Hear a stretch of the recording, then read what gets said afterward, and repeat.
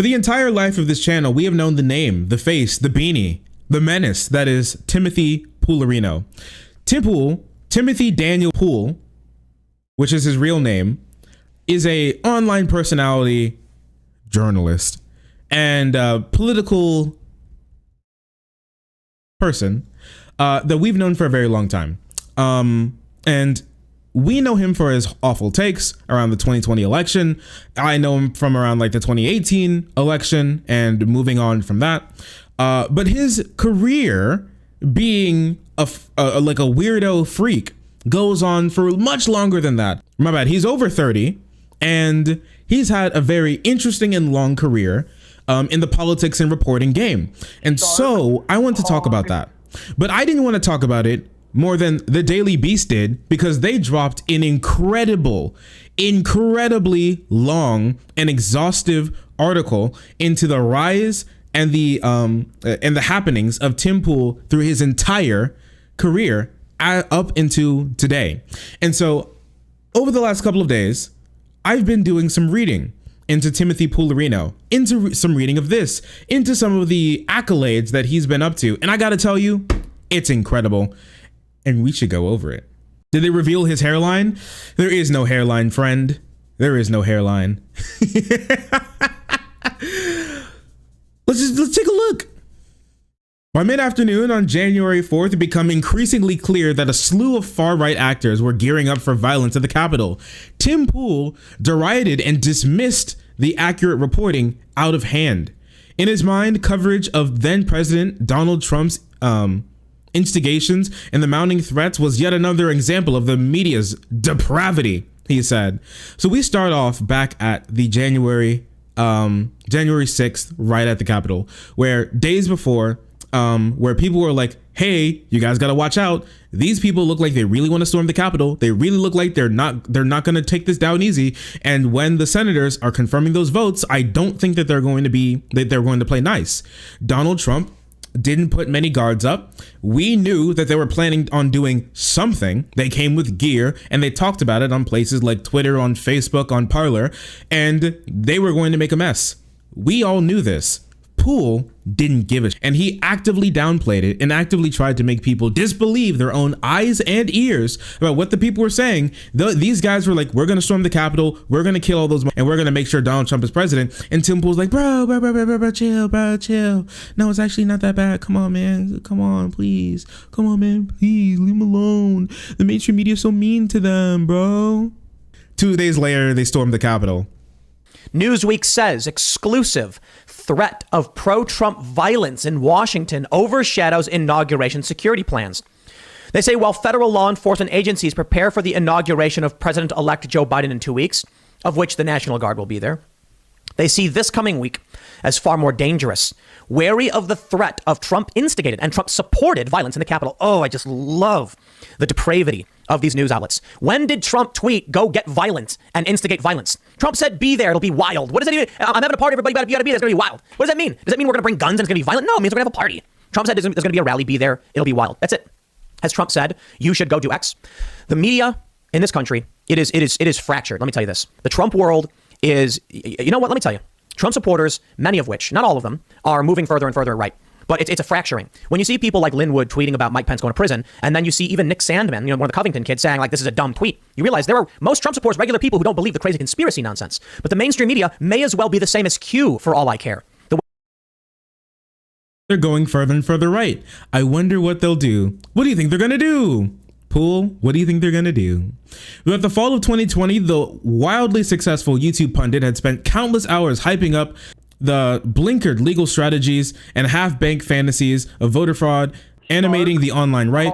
At the same time, in each video, Poole tried to separate himself from the hardcore conspiracy theorists. After all, he was just commenting on news. So yes, Tim Pool released video after video after video after video, hyping up these conspiracy theories, hyping up the idea that Donald Trump's going to be able to overturn the election, and he failed at every single one of them because he doesn't report. He tells his audience what he wants to hear, and he does what gets the most amount of clicks. What Tim Pool kept secret from his younger, overwhelmingly male, decidedly right-wing audience during this time is that he seemed to have a pretty good idea of what might have happened on January 6th. Dude, I've messaged, dude, I've had messages from people saying that they've got plans to rush into DC as soon as November 3rd goes chaotic. Poole said in an early statement, he knew all the way back in October, maybe even November, that he was getting messages from people. They were talking to him, saying that they're going to be raiding the Capitol. And then he goes online on his show to be like, oh, what do you think that's going to happen? What do you think they're going to do? It's not really going to happen. It's incredible to me how people are in one ear. He's hearing people say they're going to riot the Capitol, and in the other ear, he hears himself saying that they're not.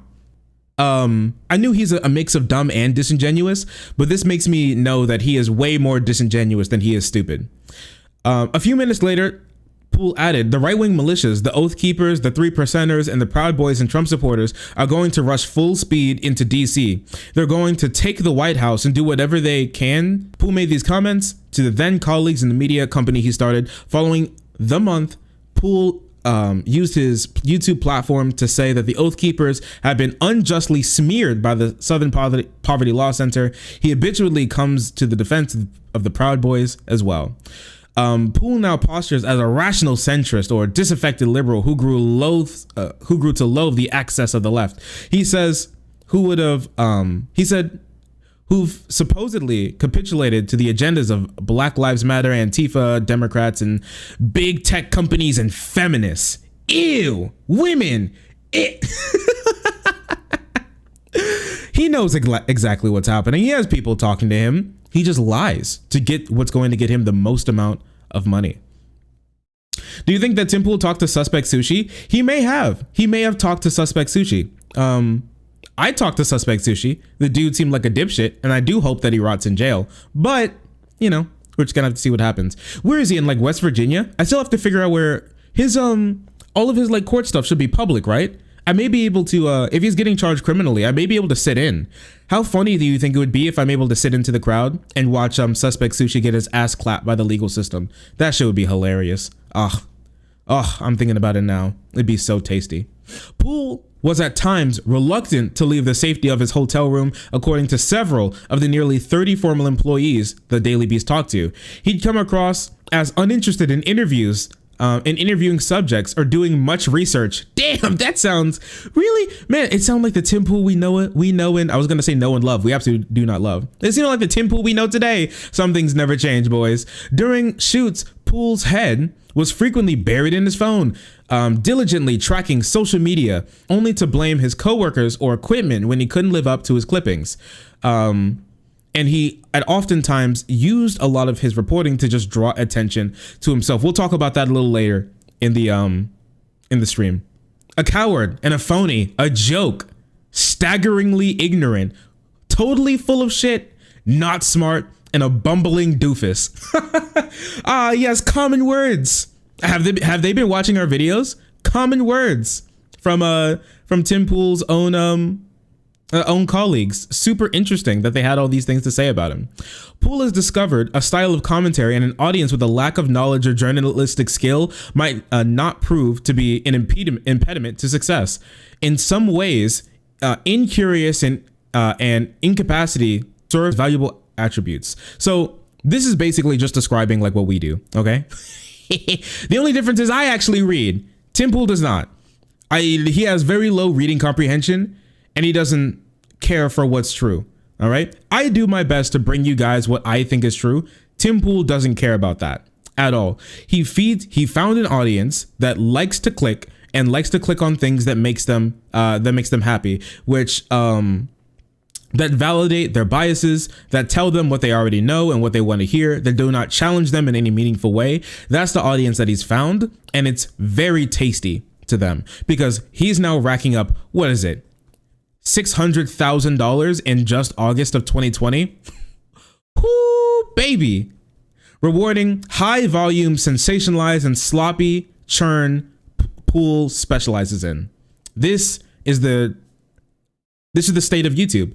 This is what YouTube is. Remember a little while ago when conservatives were pissing and shitting their pants because because this one like research group released an article talking and a study talking about how people are radicalized from the left to the right to even like white nationalists and shit because of the YouTube's policies that gave way to people like Tim Pool, that gave way to people like Richard Spencer, Nick Fuentes, and Stefan Molyneux, and Milo Yiannopoulos, and all of those, David Duke, and all those other clowns on the website. All of those people got radicalized through people like Ben Shapiro, like Steven Crowder, Tim Pool, like himself, Joe Rogan. It was an easy turn from like this to that. You could play like 10 clicks to Hitler, but on YouTube. And you could actually find someone who's an actual Nazi in like 10 clicks. You start off with like a Tim Pool video, and then you get to like a fucking David Duke video in 10 clicks. It was something that I remember this back in the day, back when this was going on when we were streaming. I was able to do this on stream. I made it from like, if I remember correctly, a Steven Crowder video to a David Duke video in like less than 10 clicks. It was mind blowing to me. Or like Sargon of Akkad, and even further right than that. Like Baked Alaska and all those other clowns, like way back in the day. It was easy. It was incredibly easy because YouTube prioritized sensational, sloppy reporting, confirmation bias, garbage, and it still does today. They're more hands-on now, but it still does today. That leads to people like Tim Pool, like Steven Crowder, like even like some Joe Rogan clips as well. It leads to all that. That's why they love doing it so much. And that's why you get so many views. It's all of that confirmation bias that you already get already. And he makes a lot of money off of it. Like I said, $600,000 in just of August. And most of it came from YouTube.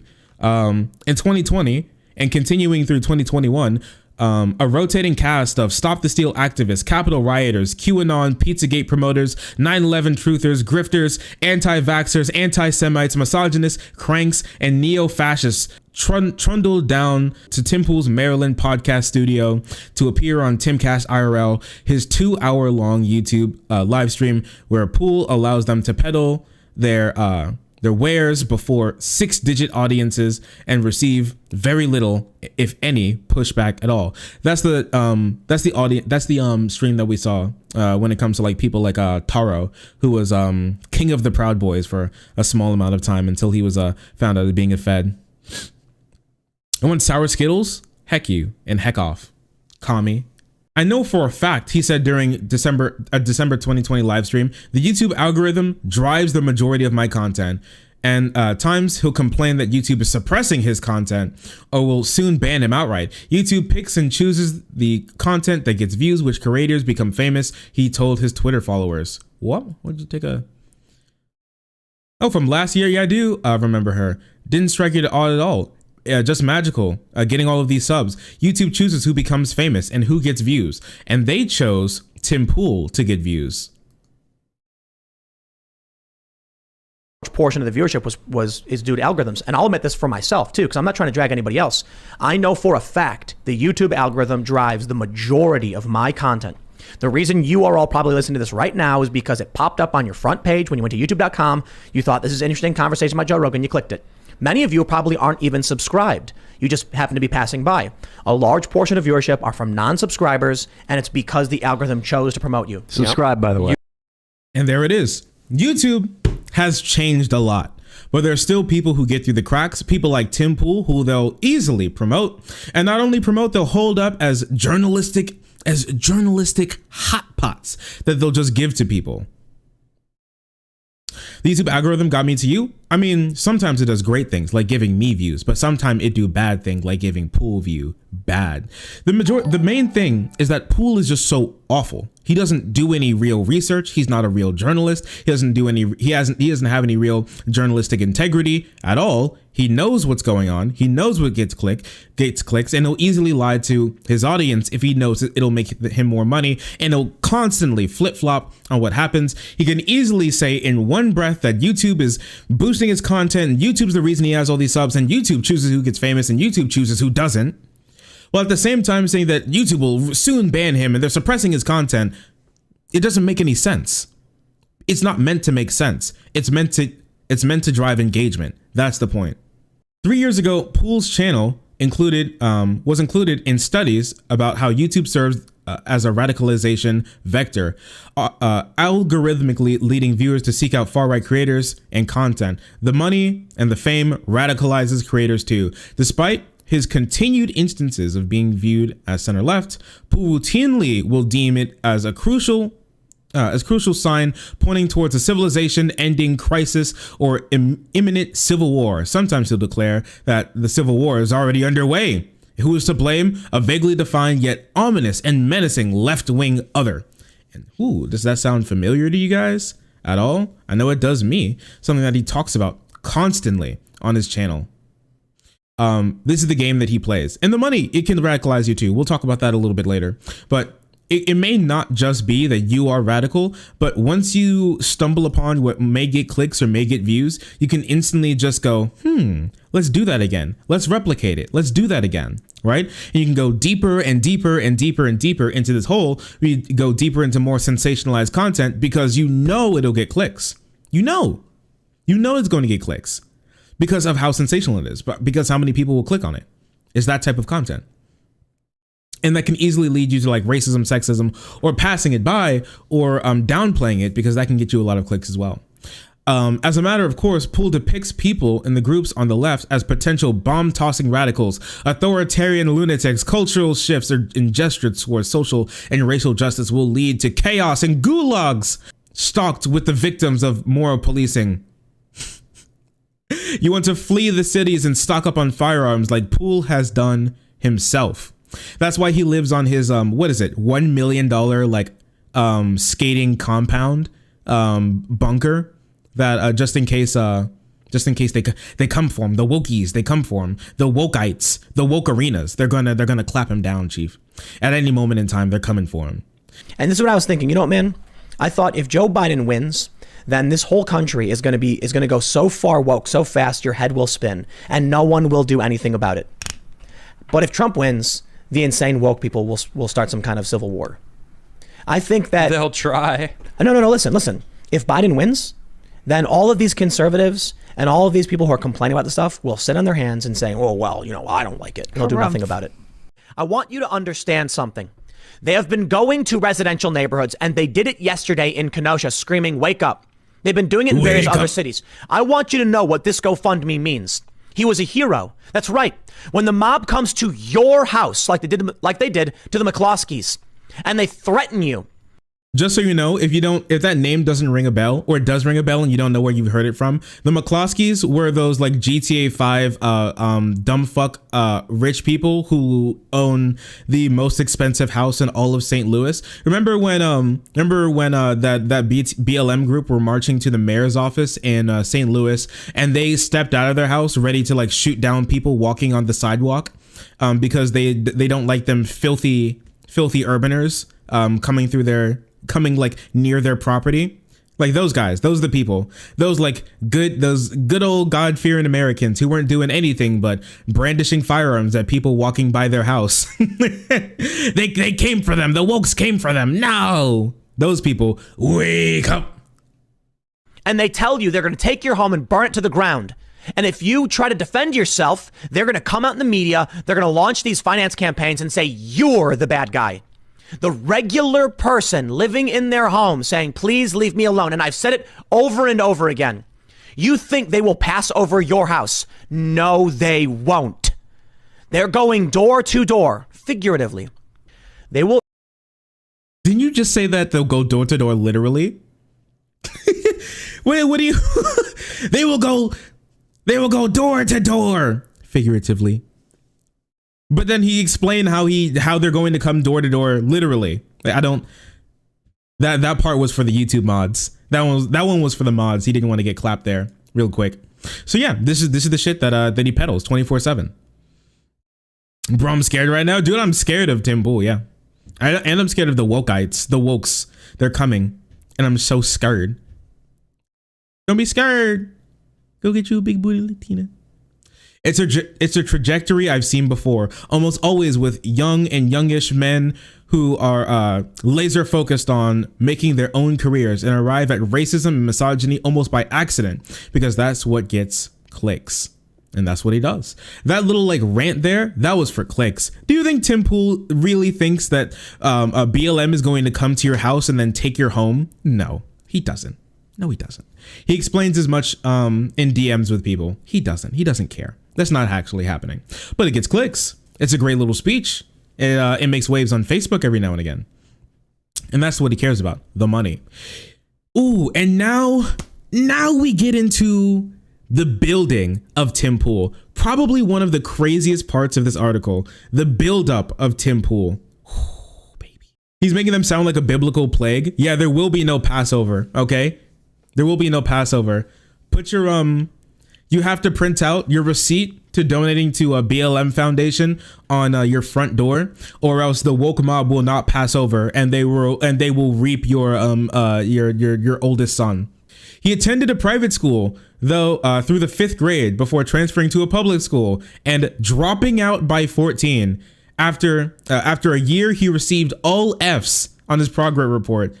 Okay, so so this is pretty in line from what I expect from Tim Pool. All right, so this man. Yeah, Sigma grind set. This man dropped out of high school by 14 after receiving literally all Fs because he just couldn't do the work. And then that just was like his life, and now he holds it up as some like epic meme. So I was Catholic from kindergarten until the end of 5th grade. And then in 6th grade, we transferred to a public school. So I went to Catholic school. My family were great parishioners. We donated, we fundraised, we were the top selling, I'm a high school dropout. I never finished. Yeah, it'd be like that, Tim, okay? I went to high school for like 2 months. Maybe it was 3 or 4 months. I can't remember. But I know that I got a progress report and it was straight Fs. And my parents were like, why does Tim have straight Fs? So I stopped going to high school. A reasonable response.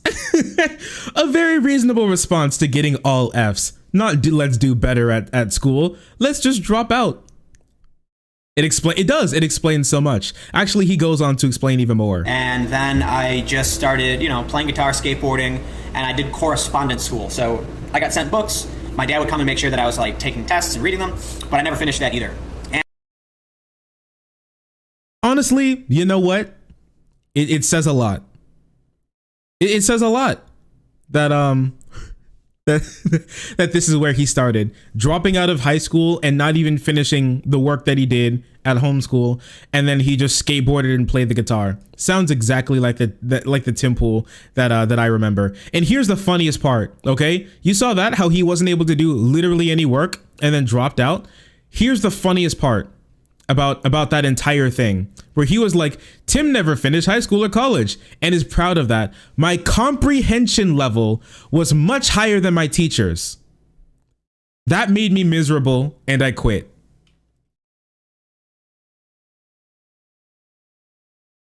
He thought he was the smartest man in the room. He thought he should be the teacher. He was too big brain. He was too big brain for high school, so he had to quit. He was just, he had the brilliance. His massive brain was being shackled by the teaching institutions. So he just had to go. His comprehension was just too high. It was just too big for any of the teachers to possibly comprehend. So he had to get rid of it. He had to let them go away. 300 IQ gigabrain Sheen floating above us on his flying chair that he put together with his fucking mind-melting telekinesis. If you didn't know, the beanie that Tim Pool wears, okay, it's not just your regular beanie. What it actually is, it's like Rock Lee's leg braces, okay? It's a cap that makes him a tiny bit dumber. He can twist the brim of it a little bit to make to let more brain juice out or less brain juice out. All right? Normally it's open. It regulates how much brain juice he has, just so he's on the level of us. But back when he was growing up, it was just constant fucking radiation. Okay, just from his head, he was just so smart. No one could possibly understand or comprehend him. So he's more dangerous without the beanie. Okay, you guys keep telling him to take the beanie off. You don't want him to take the beanie off. He'll be running at his brain will be running at fucking Mach speed. You don't want that. He'll be able to calculate your every move, and he'll defeat you. He's smarter than all the textbooks. On air and in private, Poole has claimed he's worked for the Great Lakes Coalition and the Human Rights Campaign, Greenpeace, and Children's International. This part is just crazy. This part is just like deprived, okay? Listen to this. Representatives from these organizations say they have no record of Poole working directly with them, though Greenpeace records only date back to 2008. So Poole just kind of lies about his past. A lot. This is a reoccurring theme, that he lies a lot about his past. And if you don't have documentation of him saying something specifically, to hold him to it, if he changes his story in the future, there's almost no way to figure out what's what. That's where I want to click on some of these to make sure that there's some documentation, because this guy is crazy. All right, he's just crazy. He'll just lie straight to your face. In a direct message to a Twitter follower, Poole said that he's been a supervisor with a public interest research group, though the PIRG denied employing him directly. A spokesperson for the Fund for Public Interest, a canvassing organization affiliated with PIRG, confirmed that Poole worked as a canvasser or field manager in California for a few weeks between April and May 2010. But this is not the sort of like lofty goal that he said, like fundraising director. That's not what he did. Turning street canvassing or a low-grade supervisory role into a lofty title of fundraising director would be dismissed as mere resume pumping. The man just lies about shit. It's incredible, dude. He's so sad. Poole would maintain both to protesters and in interviews that his adherence to objectivity and transparency meant sharing almost everything he recorded. Few would quibble with his explanation from a reporter or a citizen journalist, but Poole openly presented himself as a pro-Occupy Wall Street activist. So this goes back to when Tim Poole got like big famous, like famous, okay? This is where he made his bucks, at the Occupy Wall Street protest, okay? A really big thing that got popular from him was like, I think a 21-hour live stream. That's what really popped off, a 21-hour live stream of just what happened, and police dispersing places, protesters marching and stuff. That's the really big thing that he did, and that's what got him on the map. And so there, in the time, he considered himself as pro-Occupy. That's what he did. I don't consider myself a journalist. Crazy. I don't consider myself a journalist. I consider myself an activist, 100%. He told the media in November 2011. And this is an interview from that they were having with Tim Poole. So he asked, "So, would you call yourself a journalist?" "I don't consider myself a journalist. I mean, people can say I am whatever I am. If I am, and if that's what I am, I consider myself an activist 100%. I feel like the best thing for the movement is to have an independent media outlet that's trying not to be biased. The truth will set you free." That's a famous quote. You've admitted a certain bias. Even back then, this guy had literally no clue what he was fucking talking about. But you also say that you're trying to minimize your bias? What's that? "I feel like I'm 80% of the time unbiased." What the fuck? So Tim Poole is an incredible character, and he has been for a very long time. This man has no clue what he's talking about.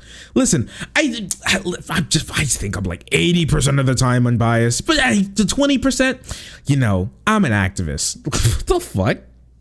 80% of the time, 100% of the time.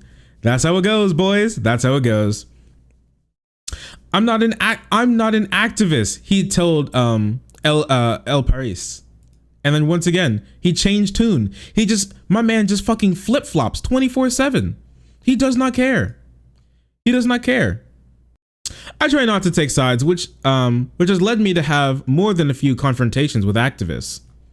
Some people call what a citizen journalism. I would rather call it independent journalism. I'm not an activist, he spouts. If anything, I am an information activist. What's happening? He's just making up his own words. He's just making up his own words to say that he's just a dude with a camera. Just say you're a dude with a camera. That's it. You don't have to try and make up these new fucking words to be like, they say citizen journalism. I like to say information activist. What? Okay, Tim. But by 2018, he had gone further. I don't align with Occupy Wall Street and never did, he says. Never did. I had the guy who did like Obama's book reached out and said, we want to do your book. We're going to ghostwrite it. We're going to sit down, talk about everything you're doing. And what they wanted to do was capitalize off Occupy Wall Street. But in order to do so, you need a personality. You need someone that can personify some kind of message. The first problem was I don't align with Occupy Wall Street and never did. I'm particularly anti-authoritarian. So when you have this weird regressive authoritarianism happening during Occupy, I told him to fuck off. And Shark. He just lies. I knew Tim lies, but I didn't think he lied this much. He just, when he opens his mouth, he's lying.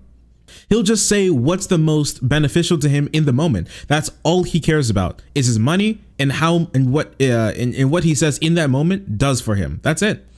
And so not only did he go from I love Occupy Wall Street to when he started to cultivate more of a right-wing following, he goes to from I love Occupy Wall Street, I am the Occupy Wall Street. He went from that to Occupy Wall Street is bad to Occupy Wall Street is racist, which is wild to me. So here's Tim Pool in a Reddit thread that was archived way back. Here he is, Timcast. This is him. And they're talking about Occupy Wall Street, all right? I am a social liberal. I think the US needs to go left. What I don't agree with is the lying and cheating to get there. I don't agree with authoritarianism. And he goes on to be like, and he goes on to say like, they're really mean to him because he was like white passing. I'm really just tired of white progressives attacking me for racial reasons. I'm referring to specifically to the people in Occupy Wall Street, for instance, not allowing me to speak for being too white.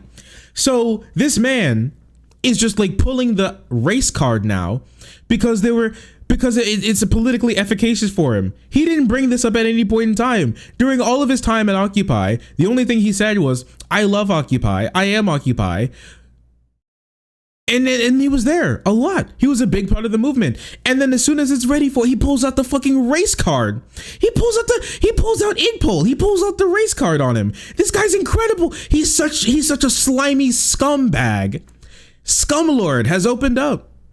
Asked about Pool's story, Fitzgerald, someone who was one of the directors for Occupy Wall Street, replied, that sounds like a totally fabricated, overheard at a local coffee shop type anecdote meant to launder the false notion that racial justice is a zero-sum game. As someone who documented hundreds of meetings, Fitzgerald said that the idea Pool was discouraged from participating is easily disprovable. Pool never participated in public conversations, let alone tried to speak up. This man didn't even give a shit about speaking. He never wanted to speak. Tim Pool, he didn't want to speak. He wanted to document and get views. That's what he wanted. That's the only reason why he was there. That's it. So he didn't try to speak up. He wasn't trying to be a part of the voice of the movement. He wasn't part of the voice of the movement. He was trying to make money from the movement. Incredible. But people didn't know that about him yet. They didn't know it about him yet. Boy, would they learn, but they didn't know yet. So, listen to this. Pool's appeal to the outlet, which is Vice, was as a one-man content creator, able to jet from location to location at a moment's notice to attract gobs of views. It didn't take long before the staff had soured on their new hire, him at Vice, after he got approached after his Occupy Wall Street journalism. So they really didn't like him that much. Some former colleagues pointed to Pool's evident lack of reporting experience or skills. He was bringing nothing to the table. Yeah, sounds about right. It felt like we were being conned, says Vice's a former producer. They were conned. He literally looks back and he's like, fuck, dude, he scammed us. Oh my gosh, it's so bad. Pool's first trip was to Istanbul, Turkey, and he saw his colleagues' worries borne out. An ex-vice staffer familiar with the shoot described their issues as soon as Pool sent back the footage, with him sitting in his hotel room and talking to a camera. And once the conflict subsided, emerging to the point to gawk at the rubble, at a different shoot in Thailand, Vice sent 2 teams of reporters. One positioned itself in the thick of the protest, while Tim Pool rode on a moped on the outskirts of town, shouting into a camera and removed from the conflict. It was hilarious. Expert reporter Tim Pool. He's in there, boys. He's out there, dude. Wait, and it gets better. You can see some of this yourself. He's on a moped. Look at him go. Look at him. He's not even driving the moped. I'm pretty sure. What the fuck are you doing, bro? It's 1:15 p.m. and we decided to leave the Dindang area and make our way back to the hotel and get our bearings. But we just saw a PDRC stage demolished, and we're hopping some motorcycle taxis to make our way back. We're trying to figure out what's happening. So the elections are still technically happening. So he's not Dindang. He's not even driving the moped. He hopped on the back of he caught like a fucking Uber moped to get back to the hotel. The only time you see this guy when he was in Thailand was either at the hotel or going back to the hotel. I don't even know if he was doing anything. He may have picked up some food and maybe like harassed some like small girl on the street before like going back to his hotel. This guy did literally nothing. He literally scammed Vice. He scammed Vice. It's wild.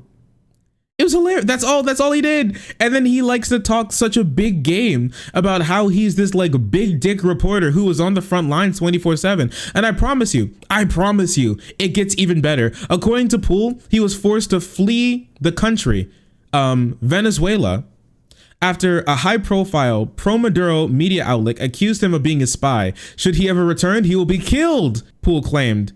His trepidations were certainly understandable, providing the coverage during the civil unrest.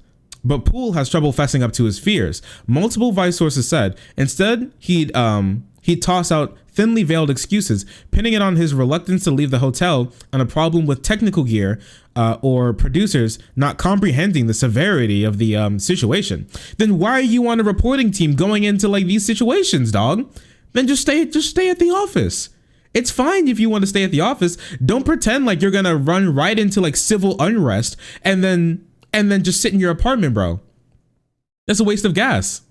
Oh, and also he's also like a shitlord also in the office, so he shouldn't have stayed in the office too. I'm starting to think that Vice knew that this guy was like a dumbass, but they kept sending him out of the office because they didn't want him in the office. Here's why. One female ex-Vice staffer recalled in a 2013 conversation with Pool, which he told her point blank, women are too emotional to be good journalists. Their feelings get in the way. What the fuck? Dude, what's wrong with you, man? I can't. He just looks her dead in the face and goes, women are too emotional to be journalists. You can't be like me. What's happening? An individual who was present with the exchange confirmed her account. Another confirmed being told by the female staffer at the time. He's crazy, dude. Now he's like, and just so you know, this leads up to his famous clip. All right, his famous clip. This is what led up to that clip. This interaction. He also waxed poetically about how much he hates that him wanting a stay-at-home barefoot bride is not looked up as like what the best thing a woman can possibly be, because he's looking for his trad wife, his beautiful trad wife, to stay at home and he can pump full of babies. And he thinks that feminism has negatively impacted his ability to find a romantic partner, and it's definitely not him. You remember this clip? A slightly early Gen Z, I guess it's like the 90s. The 90s Yeah. babies kind of for them. Not to offend any 90s babies. you guys know what you are. But yeah, and so it's a generation like that that kind of decided, well, I can't have babies if I want to extend my childhood. So then that came down to, I can't possibly have babies because of climate change. You know? Right, which is nonsense. No, of But I course. do think it's crazy that I'm about to be 34 and I have no family. Because my dad had 2 kids by the time he was 27. Yeah. And I'm like, man, you know what the problem is though? It's definitely not me. Mm-hmm. I think it's everybody else. Yeah. It tastes so good. It's beautiful. It's beautiful. It's such a good clip. It's definitely not me. It's everybody else. It's a top level. Pick up your head, King? No, I hope he keeps his head down.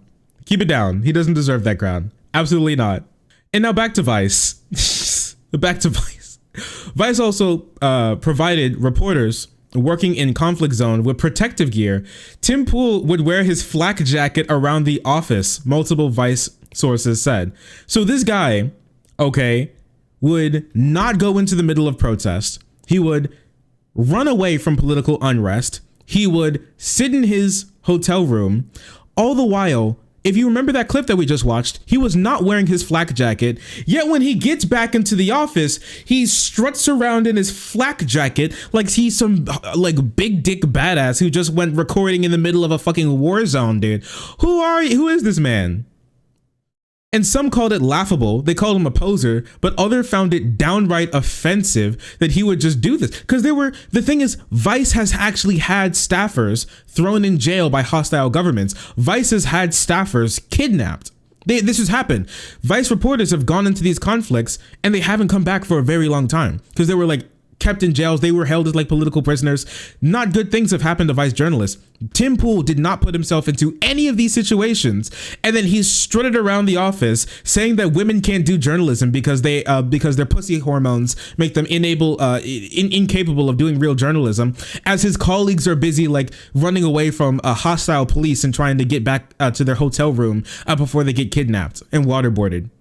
At one point, he brought the heckler turned Nazi troll Andrew Weave Otterheim into the Vice newsroom and paraded him around. The former longtime editorial staff felt Poole was showing off, as if to say, "Hey, check out, I'm hanging out with Weave. I'm so plugged into internet culture, bro.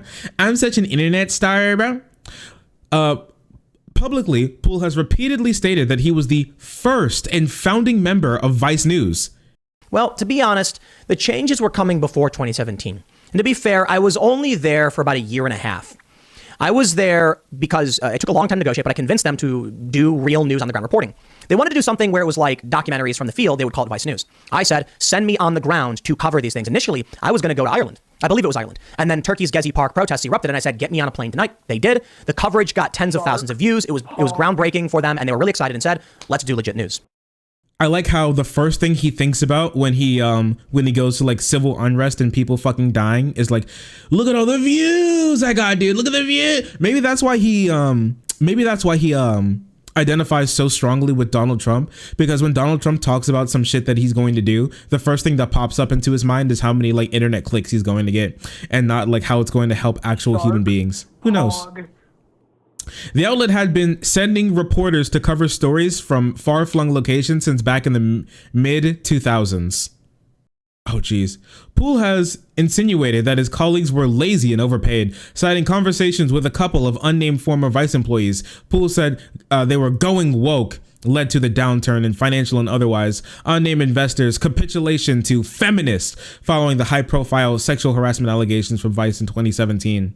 But he said that he made Vice, okay? Let me tell you, Tim Pool has been trying to make a news website for a pretty long time.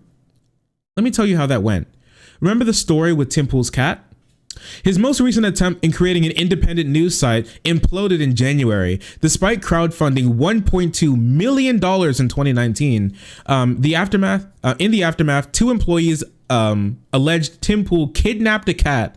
The former lead reporter in the field complaint in California charging Pool's company, Subverse Inc., and engaging in retaliatory termination per documents obtained by the Daily Beast. Poole has filed a $1.2 million lawsuit in the state of Connecticut accusing the two former employees of unjust enrichment.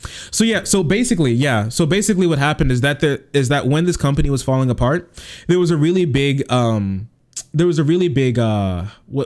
how do I say this?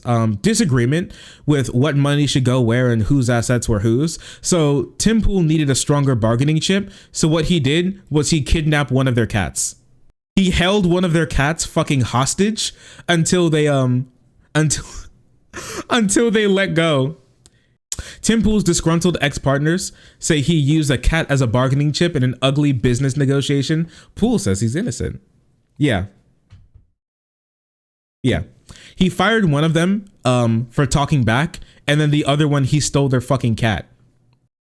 Yeah, that's the only pussy he'll ever get. And he had to take it too. Oh, we get to Ferguson. Oh, I remember reading this part of the article. Oh, this is going to be tasty.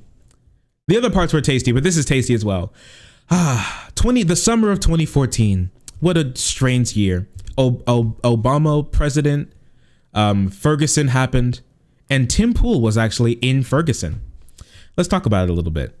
Mass protests broke out in Ferguson, Missouri, following the police shooting of Michael Brown.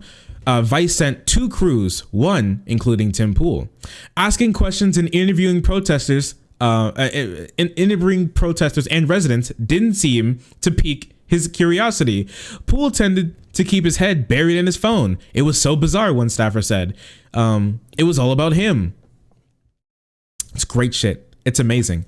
Not only that, he had awful bedside manner. He had no clue how to talk to real human beings. We all knew that Tim Pool was like very bad at talking to human beings, but this just shows you how bad it was. After a community reeling from the unjust death of one of their is one of their community members, Tim Pool just didn't give a shit. If you didn't strike the right tone, one of the people who went on the reporting team said, you could easily be dismissed. And that's what was happening to Pool over and over again. A second staffer present at Ferguson said, from their perspective, Pool was unable to overcome this obstacle because he was focused on promoting himself. The second staffer that also remarked that Pool spent an inordinate amount of time on the ground checking his Twitter feed. And this is the wild part, checking up with Casey Neistat. What? Also, Puppo's here. Hello, Puppo. It's treat time. Oh! Careful, bud. Come on. Nice one. I'm so proud of you. He crunch. Boo-ah. What a good boy. He's a great boy. Crunch. I know you guys were waiting for that. Casey Neistat. Casey Neistat is a big YouTuber. Casey Neistat is he's like one of the founding, a vlog? Casey Neistat, he didn't invent the vlog, but Casey Neistat basically popularized the vlog. He did daily vlogs, and that was his big thing. That was his big thing. Here's Casey Neistat. Here's the guy that Tim Pool would check up on back in his heyday, like 4 years ago, right? 14 million views. And this is back in 2016. These are really big numbers from back in the day. 5 years ago, 22 million, 31 million, 14 million. Yeah, Casey Neistat is, and definitely was, a big YouTuber. He was doing incredible things. So this is what Tim Pool cared about, all right? This is what it was. He got an inroad to the shit that he actually cared about. Filming people whose family members die in Ferguson? Ew, yikes. Get that out of here. You know what I want to do? Be a YouTuber. And there's nothing wrong with being a YouTuber, but not caring about this work that you're doing after you call yourself a big journalist, and then caring more about Casey Neistat while you're supposed to be reporting on such a groundbreaking societal issue is just so tactless and cringe. Reached by phone, Neistat confirmed their account. Tim was very intrigued by how I was able to build a brand for myself, how I was able to build my own following on YouTube, he said, at first blush. But over a course of the shoot, perceptions sharpened. He acted like a narcissist, someone who didn't care about other people. That night, in August, the other Vice reporters and producers managed to get behind the barricades law enforcement had established. Poole, who had arrived late, had been shunted into the parking lot.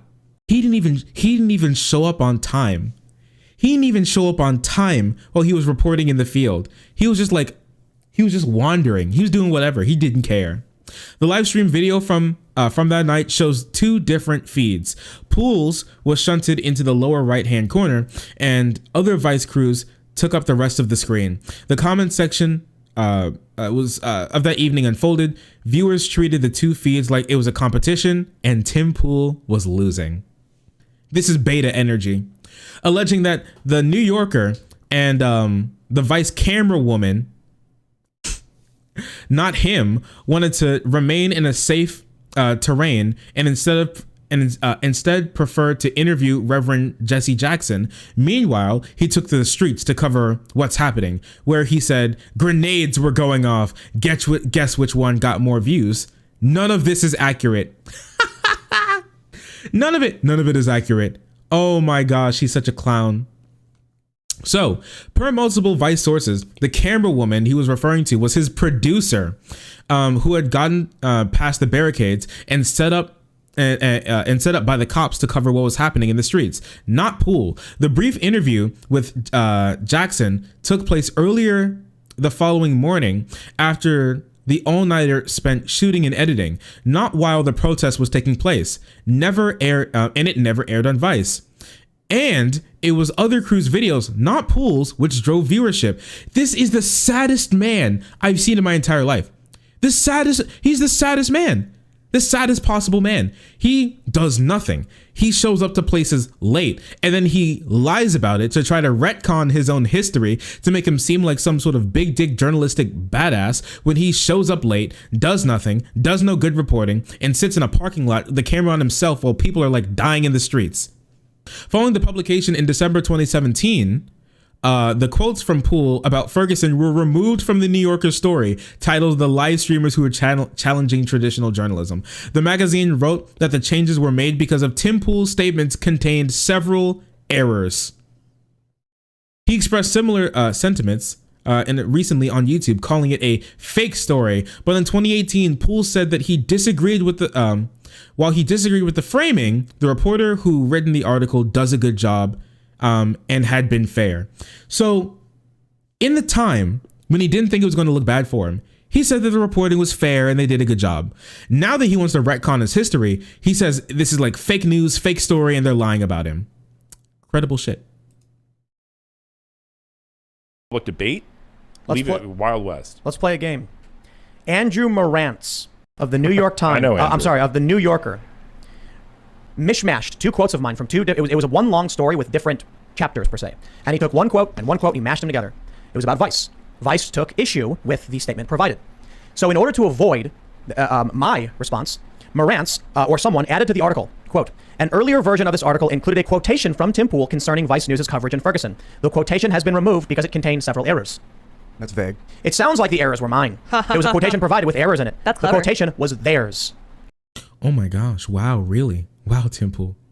And I think she's done a good job with her pieces. There's a guy who writes for the New Yorker who actually wrote about me. Actually, it's where is it? Right there. That paper is by Andrew Marantz, and it is not a positive piece, but it's not a negative piece. It's just like a neutral view of me that he wrote in the New Yorker. I disagree with a lot of what he said, but of course I would. I'm the subject of the story, but I think he does a good job too, and he actually embeds with people and he's willing to have a good conversation. He read it. He read the story. He read the story. He saw what happened. He read the story. He's like, man, this kind of makes me look like a beta bitch, but you know, it's fair. It's fair. And then after it sounds bad, he's like, this is awful. They lied about me. All of this thing is terrible. Like, come on, man. Let's play a game. Yeah. Do you want to play a game? Soon enough, staffers and executives at Fusion. So after the Ferguson shit, Tim Poole hopped on a plane and then fucking left while the other Vice reporters were busy covering what was happening in Ferguson. So he just got up and left. He was bored. He was tired of it. So he just left. And then he left Vice after that. Fusion Now comes in the Fusion era of Tim Pool, where he leaves, and then people are like, man, this Occupy Wall Street dude, he seemed like he does some good shit. Let's bring him on. Let's bring the guy on. Soon enough, staffers and executives at Fusion began spotting many of the same issues that cropped up on Vice. Fusion sent Poole out to Ferguson. He said, he's back, baby. He was checking his phone regularly, obsessed with social media metrics. Very much a prima donna is how a Fusion employee described him. An assistant producer at Fusion who worked with Poole said she had a similar experience. Poole always came across as a know-it-all and never wanted anybody else's input, they said. The editor took issue with his reporting. The ex-chief digital officer, Poole berated a female subordinate in a public to the point where she was visibly upset. Holy crap, this guy he just hates women. Oh my gosh, he's just like constantly yelling at women for like no reason. Holy fucking shit. Oh my gosh. Maybe this is why he can never get a girlfriend, you know? He's just busy screeching at women 24/7. Oh my gosh. He despises women. He yelled at that one lady saying that women can't do journalism. He tried to pin the fact that he wasn't on the inside of the protest on another another woman. He's just verbally berating women in public, one of his subordinates in public, making her almost cry. Like, geez, dude.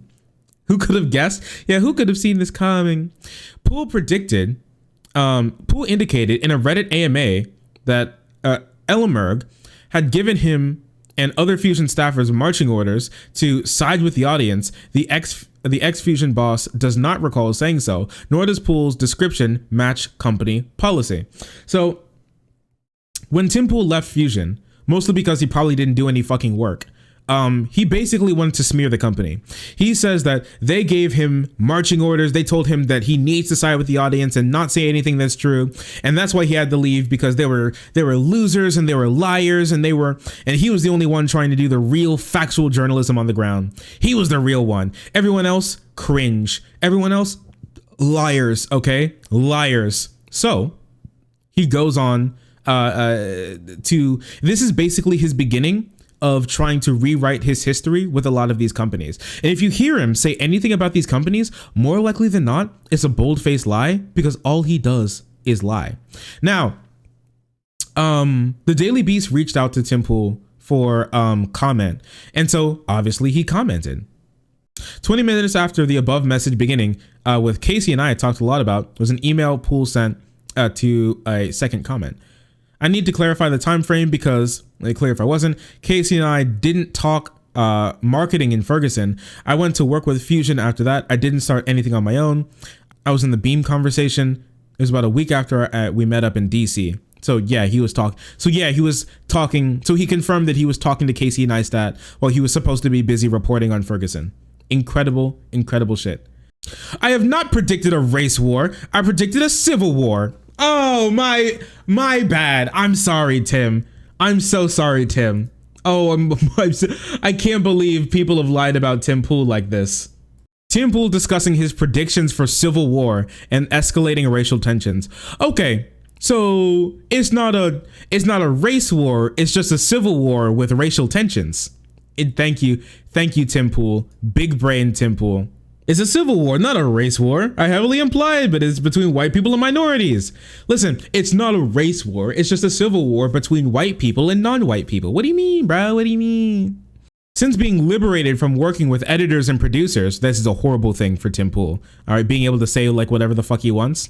Poole's affiliations have been the seediest elements of the far right, have only grown. Scroll through Poole's current output and it's hard to find a video he produced which is not contain some combination of rank distortions, true, conspiracies, true, theories, treated as if they were credible ideas, super true, civil war, basic misunderstanding of the subject at hand. Dude, this article is just like destroying him, man. By July, he pivoted to fear-mongering about the Biden administration's efforts to reach the unvaccinated. He routinely forecast Trump's win, a possible 49 to 50 state landslide. I love this shit. I love Tim Poole's political predictions. It's one of my favorite things in the world. I love Tim Poole's political predictions. They're the best. I think you need to watch out for media sensationalism. And I think we should all just point out in the end, the far left is crazy. Everybody's nuts and they hate Trump. So I have to wonder if a lot of the big narrative coming out about the vaccine is just because they want to make sure you don't believe Trump pulled it off. I know it does seem kind of silly, right? But they didn't want the vaccine to come out. They said it couldn't be done. They said Trump couldn't do it. Why would I believe now they're taking this seriously instead of just believing they want to make sure everybody hates Trump? Think about what's going on. Think Kamala and Biden might be throwaway candidates. They know they're going to get steamrolled in the election. I really don't see the Democrats winning this. I think it's fair to say Trump's going to win re-election. I think Trump might have a massive, massive victory, which shocks the left. I think we're looking at a Trump victory, man. Trump 2020 landslide, even with everything going on with COVID. I think that's what we can expect. I wouldn't be surprised at all if Trump had a 49 state landslide. I think we could see 49 state landslide. And I think it's like every state except for California. A 49 state landslide. We may be looking at a Mondale Reagan type scenario where Trump landslides 49 states. And we may see a 49 state landslide. Maybe a 50 state landslide. That'd be amazing. I think we might be seeing a 49 state landslide. I just really think it's more likely that Trump wins 520 electoral votes. No amount of mail-in ballots will matter. If Trump gets 537 or 36 or even 538 every single electoral vote. We all know Joe Biden will lose. Like, let's be real, man. As I've stated 1,000,001 times, Donald Trump's going to win. The Republicans are going to sweep. Ladies and gentlemen, Joe Biden has defeated Donald Trump. Just quality content coming from Tim Pool 24/7. Yeah, watch out for media sensationalism. It may be a 57 state landslide. Donald Trump picks up states that aren't even states. Canada votes for Donald Trump. What are you talking about? This guy's crazy. And then he goes on to say that, listen, it was hypothetical. It was hypothetical. And also, he's not right wing. He really liked the idea of Tulsi Gabbard. You know, he donated to Tulsi Gabbard. He's not right wing. Come on, guys. So, and Tim talks about more of himself. I turned on the camera and I rant. I was deeply familiar with the subject, whether he was deeply familiar with the subject or not, for views or to treat him as valuable as any source of news out there. There's no script, there's no plan. But when confronted with concrete evidence and mistakes, Poole often double downs and sometimes resulting in him siding with despots. Oh, like that clip that we played not too long ago, where he said that what was the French revolutionaries or poo-poo garble? Let me sleep in your house. And I'm like, no, you are causing my suffering. It is your fault. Then activists show up and they're like, the only reason this man is suffering is because Tim Pool won't let him in his house. It's like, no, the dude is responsible for his own shelter, man. To a point, but the French Revolution... No, literally to period. Well, but if there's a monarch that's hoarding all the materials so that the people are starving and suffering, it is the monarch's fault. Why? Because he's, by force, keeping them from their stuff. Or the stuff that their community has produced. So can they, like, leave? Shark, Pog. Just so you know, they're talking about Cuba. So... he thinks that the Cuban people should just like move into the ocean. Can they just leave? Just go. Just move. Have they ever thought about just walking away? Just pick up your shoes and walk away. Have you ever thought about just walking away? No, Tim, they probably never thought about that before. Probably never. Yeah, Atlantis. Yes, Atlantis. They should move to Atlantis. Learn how to hold your breath. Okay. Move to Atlantis and then go get yourself some. Then the Colombians can go get themselves some fire fussy. You know what I mean? Yeah, I heard it's great down there. If you tell me something, you've got to back it up. I have a pretty high degree of. I have a decent burden of proof. If you're going to convince me, you got to. If I don't see it, I don't believe it. Right? Pixar didn't happen. So I'm personally inclined to believe that there is at least a greater than probability chance, again, my opinion. Wait, do I have any math frogs in chat? Can you guys do a calculation for me what greater than probability it would be? Probability +1. That Seth Rich was in fact the leaker. Now with Kim.com's statement, I'm sitting around a 57 to 65% chance that that Seth Rich was the leaker. Yeah. Normal things from normal people. And then he denied doing it. Poole has proposed on his YouTube for over a year that he's easily surpassed better known right-wing yackers like Dennis Prager, Dan Bongino, and Ben Shapiro on the platform. And Steven Crowder leapfrogged Tim Pool this April, but he got demonetized. Poole said in December his viewership numbers were dramatically lower than on YouTube, despite his show being the sixth in place on the Apple charts in January. Is that scary to you guys? Like, for after all that we've read, Tim Pool's like, I'm being suppressed, and then coming up on number six on the Apple charts, number 6 on all of Apple charts. That's kind of spooky, if you ask me. That's kind of spooky. How did Tim Pool reach such levels of prominence and profit? Becca Lewis, a PhD candidate for Stanford University 3 years ago, she said she conducted a study examining how the YouTube algorithm was funneling viewers to the far right. We talked about this. That's exactly the same thing. Poole was a part of that. Poole told his ex-colleagues that since he announced he voted for Trump, my views have been skyrocketing. He knows exactly what he's doing. One of the most visible forms of evidence of radicalization on the platform is watching the influencers themselves get radicalized over time. Poole scored a few appearances on Fox News and talked about how he's being threatened by Antifa. And he palled around with this guy, Gonit. Baked Alaska, all right? Anthem Goinit. Baked Alaska. With Baked Alaska, if you guys remember, had gained notoriety for tweeting 1488 and other anti-Semitic memes. Poole asked, "Are you racist?" Remember when we talked about? We'll talk about we talked about the questions he asked to people like Baked Alaska. He asked them straight up. He confronted him. "Are you racist?" And going it, he says they're jokes and memes. And then he said, "That's okay. Okay, they're me guys. They're just memes." And then a couple months later, he went to Charlottesville. So.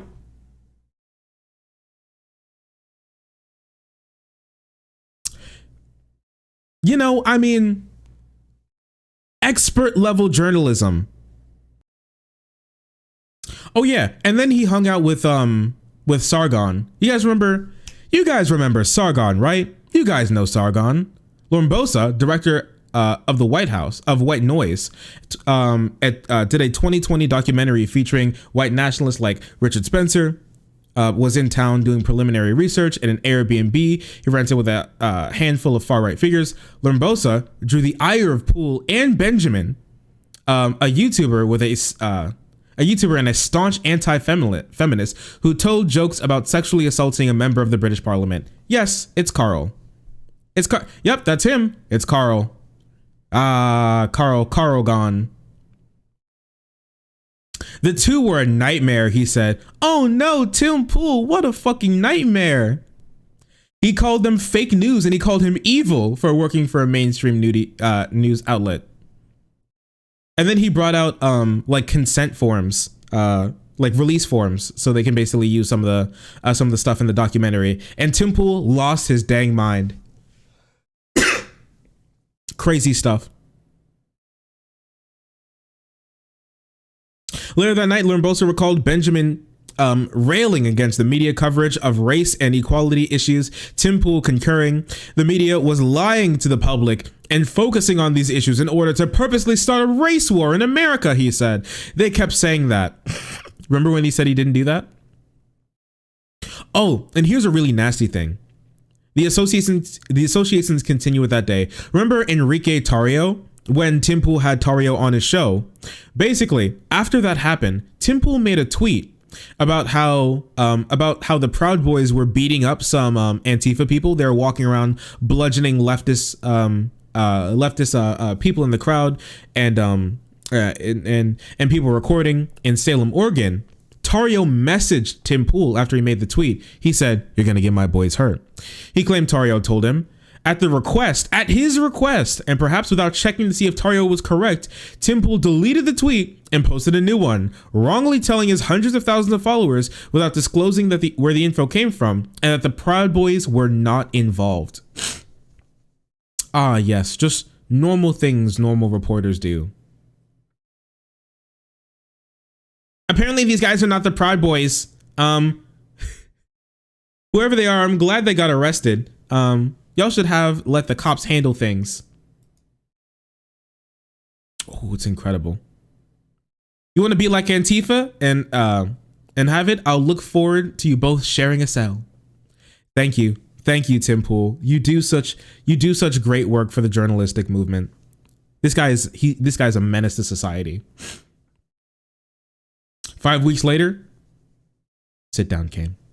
All right. And then they go on a little bit more about some stuff that's happened recently, but most of it is stuff that we've seen already and that we've talked about already. Tim Pool, his associations with Andy No, QAnon, the 3 percenters and stuff like that. Oh, and if you didn't know, Vosh is in this article too. In October, Tim Pool brought on leftist podcaster Vosh. How cute. Thank you, Vosh. And No Nothing is in this article just straight up. I'm not sure if you ever saw it, but yeah, epic memes. So that's where we are leading up until today. The exhaustive history of Tim Pool. A grifter, a liar, a loser, a clown, a joke, and a fraud. All wrapped up into this interesting little ball, this curious little man that is Tim Pool, making hundreds of thousands and millions of dollars online by lying to his audience and making sensationalized content. Oh, and one more thing. I'm sorry. I skipped over this. This is an important thing. Cassandra Fairbanks. Let's talk about Cassandra Fairbanks, like super quickly. Super quickly. So this is Cassandra Fairbanks. My draft tweets would have Pinochet telling me to chill the fuck out. A guy who murders leftists and left-wing activists in his country. I would vote for a fascist at this point, or anybody supporting their hostile takeover. Either way, 4 years of leftists assaulting, murdering, and attempting to murder Trump supporters. 4 years of it, and nobody will defend them. Bar arrested nobody. Yo, what? No matter who ultimately wins, Trump or the cheaters, we must work to get someone 1,000 times meaner and more nationalist than Trump in there before 2024. Payback. And let me see if I can pull this up like super quick. Where's my Rational Disconnect had a tweet. Is this it? I think I got it.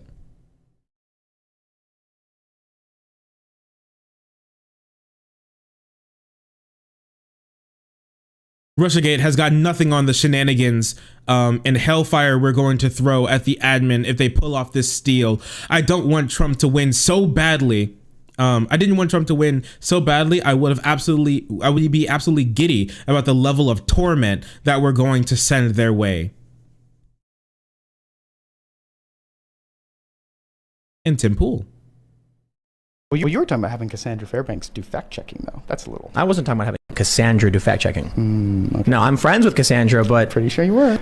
no, Cassandra's. I like Cassandra. I think she's great. I think she's partisan, and I want to hire actual journalists and be like, go do journalism. Well, you were talking about having Cassandra. Ah, yes, Cassandra Fairbanks, very much known for her journalistic integrity. Yeah, she's a little partisan. Sure, she's a little partisan. She may be a little bit of a smidgen of white nationalist. It's okay. And he's having her run the fact checking and the reporting on his website. Very normal stuff from very normal people. That is Tim Pool. And that's what we're up against. Awful person.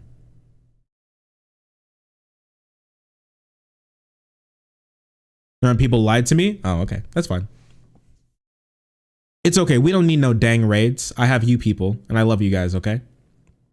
All right. And that is... Oh, wait. No, I missed another thing. Oh, I can't believe I almost forgot this part. Oh, I'm so glad I saved this because this is incredible. Oh my gosh. This is so important. I need to cover this. Oh no, Sam Cedar. Tim Pool lies out of his mouth. I know I said this before, but I need you to understand the extent to which he lies. I need you to know the extent. I remember I said a while ago, I remember watching this clip of Tim Pool saying that he just lies on his Twitter account for fun.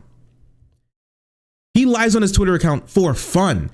He wants to make sure. He is upset. He's mad. He's angry when people like the Daily Beast, when the New York Times, when the Washington Post say the truth about how he's lived his life.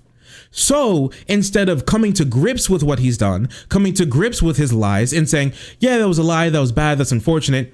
Instead of doing that, he now he just says lies on his Twitter account. So there's everything out there. He wants to cover every position. He wants to tweet out any position under the sun. So people won't know what is true and what he actually believes anymore. This guy is the scum of the earth. All right. And I saw this clip and I wasn't able to find it, but this article found it for me. And it is, ladies and gentlemen, one of the most disgusting things I've seen in my entire life. So look at this. Do you remember any of these tweets where people are like, bro, Tim Pool, what? Tim Pool's based, bro.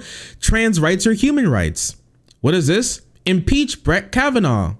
Bernie is correct. Tax the rich. Taxation is theft. Not paying taxes is theft. He didn't tweet this out because he believed it. He tweeted it out because he's tired of being fact checked. I think I've crafted a strategy that creates a paradox that cannot be countered in any reasonable capacity. I'm sure there will be attempts, but the ultimate issue is this. I tweeted abolish the ATF.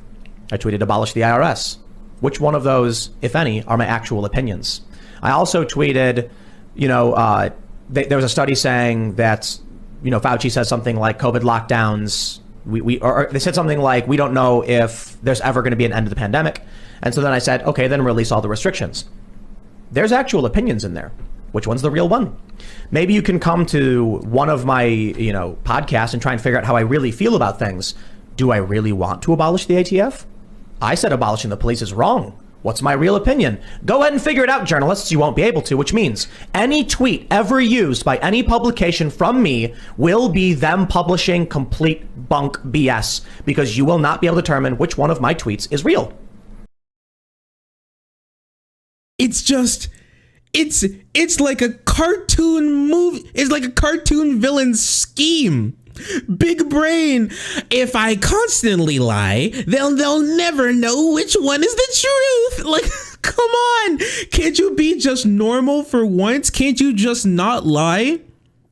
Are you really that upset? Are you really that mad with people telling the truth about you that you want to just come online and be like, I'm going to lie about everything that I ever believe. I'm going to hold every position under the sun. Yeah, this is fucking Dr. Doofenshmirtz. My foolproof plan. The lie to the medianator is finished. Now it'll pump out fake tweets that I fed to an AI to make sure nobody knows what I actually mean. Nobody will know and no one will criticize me anymore. Like, come on. You're such a loser. He's such a loser. He's such a loser, dude. He is. He's the definition of falling upwards. He's such an absolute clown. He's a crackpot. He's a loser. And it's so sad that this guy gets like 120 million views a month. This is the guy. This is the guy who YouTube is peddling, a part of the YouTube partner program, allowed to peddle his lies to his audience and rack up millions of views a month, a week, constantly. This guy, it's incredible. It's incredible. And he's such an absolute loser. It's so sad.